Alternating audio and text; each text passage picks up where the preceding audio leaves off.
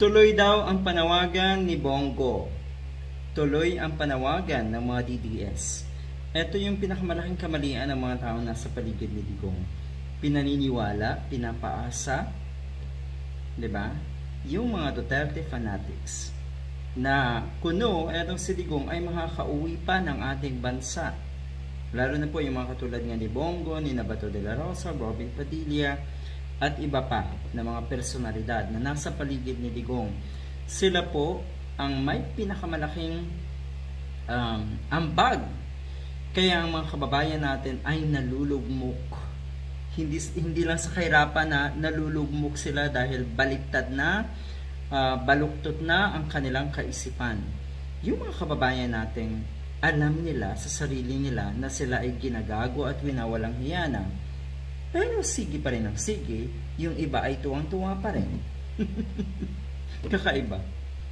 So ayan, sabi ng mga netizens, tuloy mo lang yan, Bongo. Hanggang dyan lang kayo sa panawagan nyo na pabalikin, ibalik si Digong dito sa ating bansa. Ayan, bring him home. Nasaan na nga ba itong si Philip Salvador na kung ilang beses nagsisisigaw sa social media na bring him home? Gumawa kayo ng paraan, 'di ba? Akala ko ba kasi kayo ay mga malalakas, mga maiisog. Yun pala ay mga duwag. Matatapang lang kayo sa social media dahil ang naniniwala sa inyo ay yung mga bayaran nyo ng mga trolls, bayaran nyo ng mga uto-utong nasa social media. Hindi kaya ganun ang sitwasyon? At syempre, balik yung mga yan sa kanilang mga narrative na merong hustisya or dapat dito daw nililitis.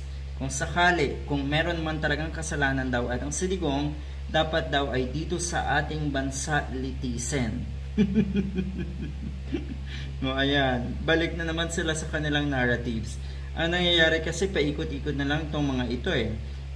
Wala nang maisip na pwedeng palusot, wala lang maisip na pwedeng mataas na kalidad ng argumento. O ayan, babalik pa ba si Digong? Good luck!